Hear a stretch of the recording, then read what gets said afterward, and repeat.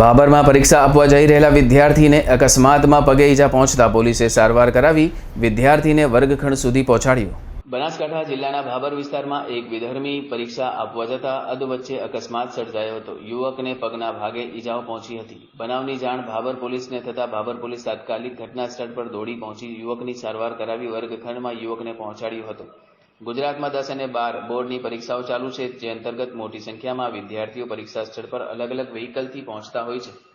જેમાં આજે બનાસકાંઠા જિલ્લાના ભાબર પરીક્ષામાં આપવા જઈ રહેલા વિદ્યાર્થી સાથે રોડ અકસ્માત સર્જાતા પગના ભાગે ઈજાઓ પહોંચી હતી। જોકે બનાવની જાણ ભાબર પોલીસને થતા ભાબર પોલીસ તાત્કાલિક ઘટના સ્થળ પર દોડી પહોંચી હતી અને ઈજાગ્રસ્ત યુવકને સારવાર માટે મારુતિ હોસ્પિટલ ભાબર ખાતે પહોંચાડી સારવાર કરાવ્યું હતું। જે બાદ પોલીસે વિદ્યાર્થીને તુરંત જ વિદ્યાર્થીના પરીક્ષા સ્થળ મોડર્ન સ્કૂલ ભાબર ખાતે પહોંચાડી માનવતાનું ઉત્તમ ઉદાહરણ પૂરું પાડ્યું છે।